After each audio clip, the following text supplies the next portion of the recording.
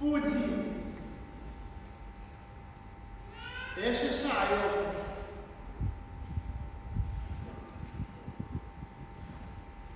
ukuzwela ngezindlela eziningi, ngoba uma umuntu owathanda umthemba ekwenzela phansi kushabalala konke kufa konke, ikakhulukazi kwiphupho umuntu ekade enalo ngaloyo muntu.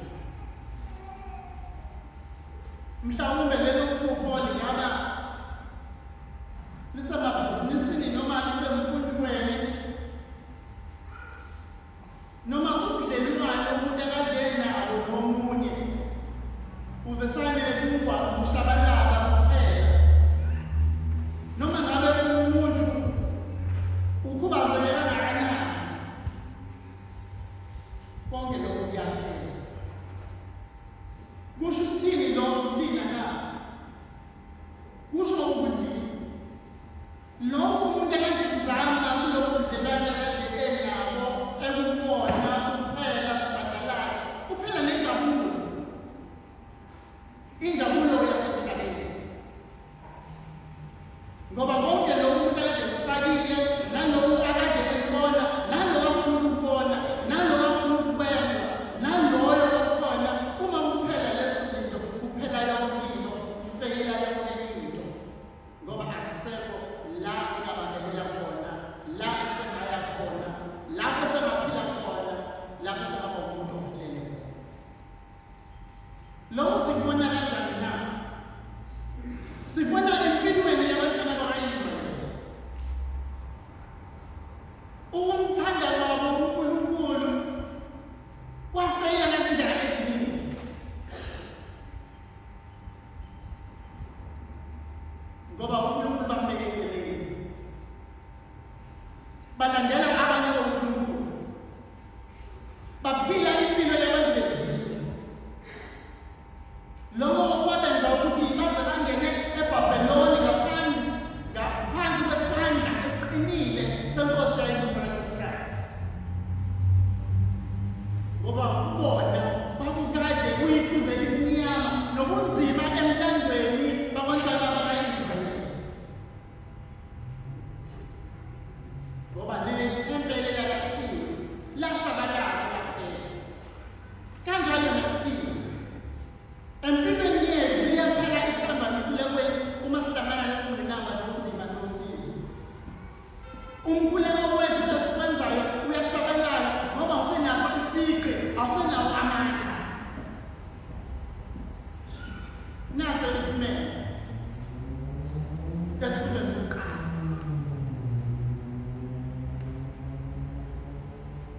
Kuthiwa abalalele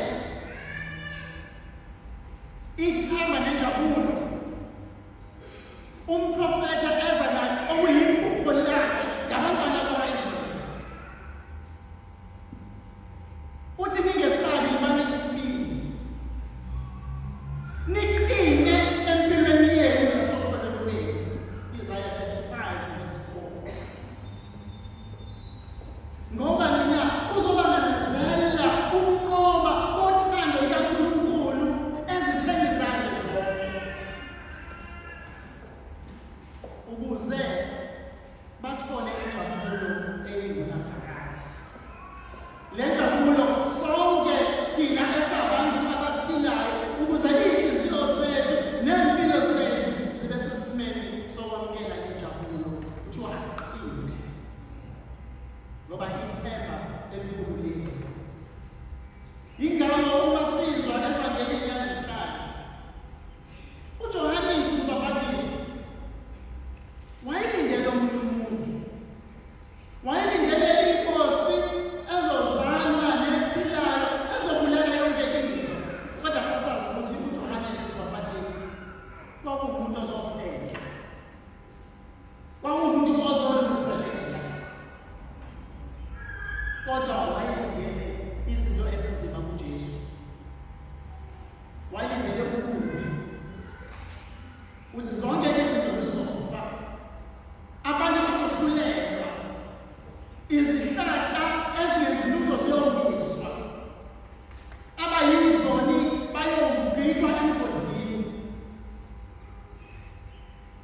imigwaqo nezindlela konke okugcwala igazi, kodwa ubona into eyahlukile.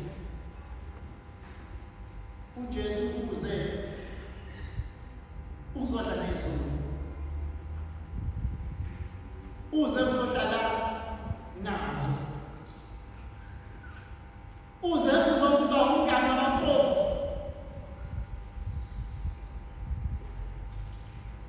and lokho bamfaka esimeni sokuthi uJohannes azibuze abe nalowo mngakazi.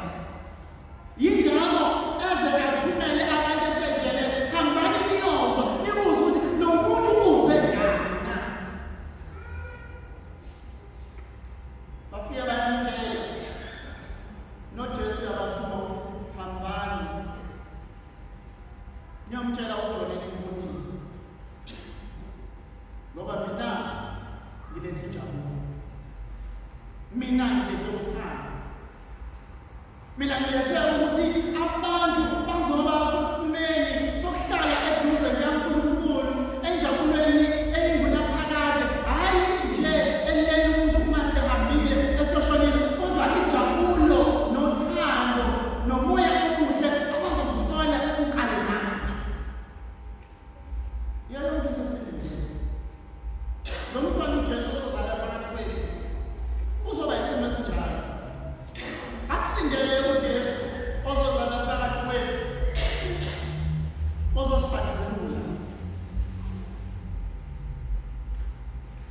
ozosinqamleza, ozofaka ungezimali, kodwa uzoletha injabulo, uzoletha uthando, uzosiphakamisa ukuze sibe sendleleni yokulandela. Uzoba injabulo yonke ngaso sonke isikhathi kubantu bonke, ngoba yena uyisibonelo salolu thando. Yingakho namhlanje siba sesimeni sokuthi le njabulo uNkulunkulu azoyiletha kubantu bakhe izoba injabulo. Yingakho bathi hambani nibone ukanye ukuthi senze njani, izinyonga zenze njani, abayisithuli benze njani, abafile baba njani, abampofu baba njani. Uthi hambani niyomtshela ukuthi nange nikubonayo kuhle, hhayi lo wakadekile. Yingakho bebuya bejabulile, yingakho bebuya bengenawo ukuthi awusana sakigeka yini lento eyenzakele phakathi kwethu ngaloku kuzayo, kodwa uzoba injabulo. Le njabulo nathi esiyibikele empilweni zethu. uKristu uzoba injabulo, uKristu uzosipha amandla, uKristu uzohamba nathi endleleni yethu yansuku zonke, ngoba yena ulethe into ngaphezulu, hhayi le esiyicabangayo thina. Yingakho ekukholweni kwethu ngaso sonke isikhathi masibe amakholwa ajabulile. Uma singamakholwa ajabulile, siyakwazi ukuba ebudlelwaneni bethu sisodwa sibe onkulunkulu noma sibe oJesu omunye nomunye umuntu, ukuze nokukhanya okuzokhanyela isizwe sonke sabantwana b'Israyeli nathi esihlanganisela ukuthi bese sizwa ngezwi elilodwa sithi lokhu kukhanya asaqini, kodwa kukhanya sikhanyela wonke umuntu, ompofu, onakho konke, ongelutho, ongathandwa, othandwayo, kodwa bonke laba bantu bazothola le njabulo lena uKristu ayilethayo.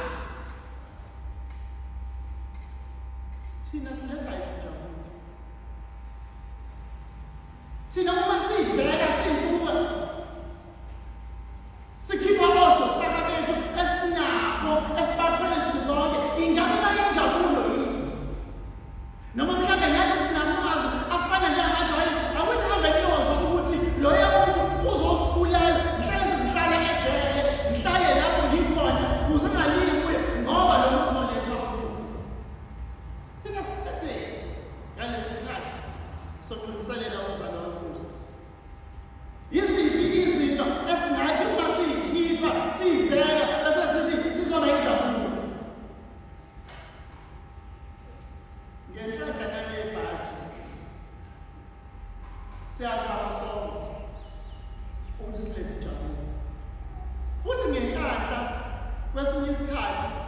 Siyaletha usizi kwabanye abantu. Siyaletha umnyama kwabanye abantu. Siyaletha ukudikilela phansi abanye abantu. Kwesinye isikhathi lolu thando uNkulunkulu alitshalile nokholo oluhle ungabe kusaba isisekelo sokuhamba eceleni nokuba khona kaNkulunkulu ngoba alisabi isibonelo esihle sokusondeza abantu bakaNkulunkulu bazokwamukela lesi simo kodwa nesibonyama sibavumbele. Fanele sizibuze sisicathulule ukukhona kwethu kusisizana. Ukukhona kwethu kusinikeza ziphi izinhlanhla nezibusizo esizokwazi ukuba siyibone sithi lona umuntu kaNkulunkulu uwumprofethi uzoletha izinto phakathi kwethu. Kwasesikhanda sibe uNkulunkulu kwabanye abantu. Kwasesikhanda sibe yini lento ekufanele engabe siyayiletha kwabanye abantu kodwa silethe i-disaster umhlola yonke kwabanye abantu. uNkulunkulu faseke usibizelele kanti usibizele ukuba sizophakamisa yiloyo naloyo muntu abone amandla nosindiso kaNkulunkulu. Yingakho asathi silungiselele manje. Silungiselele ukuthi umntwana uJesu akasibone ngobuso benamini. Umntwana uJesu akasuse zonke lezi zinto lezi esiziphethe eseyinhliziyweni zethu noma esempilweni zethu ezibhiphaza ubuhle lokho esinakho ayibuyisele eceleni bese sibona lo mntwana uJesu ozohleka phakathi kwethu. Uma singenako lokho singakhuleka sele sifuqe ngamadolo azaphucuke singaze sibe ngamakhanda kuze kube yimpahla singaze senze silule ingane siyibhekise phezulu kodwa uma singalethi ukhaya singalethi injabulo kwabanye abantu sabantu abafile. Ngalesi sikhathi isikhathi sokuletha injabulo kwabanye abantu. Ngike ngihleke ngizibuze ngithi abantu yingane bethanda kangaka inkathi yokuhlawula empilweni zabo. Ngoba bayazi ukuthi inkathi yokuphana, bayazi ukuthi inkathi yokunikezana abanye abantu abaswele kodwa ngenkathi yokulindela abantu abenza ulutho. Kodwa kuthiwa isikhathi sokujabula. Abampofu sibadlula emaphasijini nsuku zonke. Abampofu sidlula umnyango yabo mihla namalanga. Abakhalayo sibadlula emgaqweni singababuza ukuthi ngabe koxakwe kwenzekeni. Abanosizi sibadlula behleli lapho bencimile kona kodwa sikaze sibabuze. Zonke lezi zinhlobo zabantu ngoba nina ayona inkathi yokuhlawula. Inkathi yokulindela sithi silindele. Kuthiwa isikhathi sokuphana, isikhathi senjabulo. Siyiletha kanjani injabulo? Uma sithi singabaprofethe bezwi likaNkulunkulu bazoshulela asibe injabulo-ke ngalesi sikhathi ukuze amandla kaNkulunkulu abonakale phakathi kwabantu. Asibe ubufakazi balokujabula obuletha umntwana uJesu komunye nomunye nasempilweni zethu. Ukholo lwethu alusize lusicathulise. Ukholo lwethu alusize lungene enhliziyweni yethu lizike libe nesiphi libe namandla bese libe nomphumela omuhle empilweni zethu ukuze inkosi uJesu singathi siyakwenza ngendlela zethu zomlomo kodwa ngezenzo sikude naye. Bese sithi siyamthanda uJesu. Size sishaye ifuba ngiyabathanda abantu bakaNkulunkulu nami ngiyasibala. Size sishaye ifuba sithi ngathi ngamthanda lo Jesu owasindisa wakhulumela wangipha konke okuhle kodwa lo njabulo esengiyitholile angikwazi ukuthi ngicela ukwabelana nawe injabulo yami. Sibheke eceleni ngoba nina asifuni ukuyimatanisa noma ukuyihlanganisa ngaloyo muntu ukuze naye abe nenjabulo.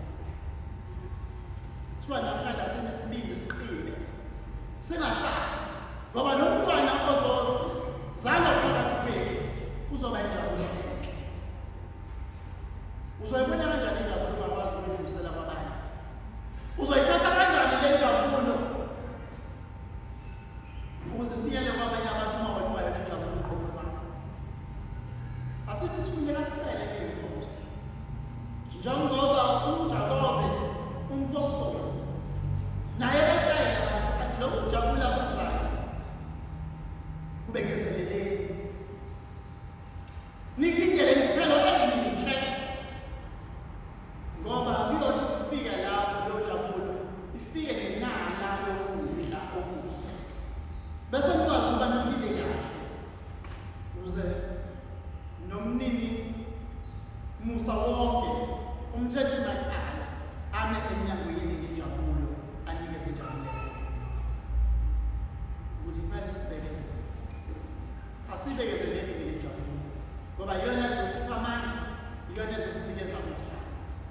uma singayiboni le njabulo yiphi lesidingo. Asiceleni ukuba uNkulunkulu akahambe phakathi kwethu. uNkulunkulu akabe yikhambi elihle elizosusa bonke lobubi okwazi ukufiphaza lokhu kuhle uKristu asilethele bona bese sikwasiya. Masibe injabulo, masibe uthando, masibe yizo zonke izinto zikaNkulunkulu ezinhle ezosiza sibambelele ebukhoneni bukaNkulunkulu. Sengathi uNkulunkulu anganisiza, aniqinise, aniphe amandla. Okholweni lwenu ningadikibali, othandweni lwethu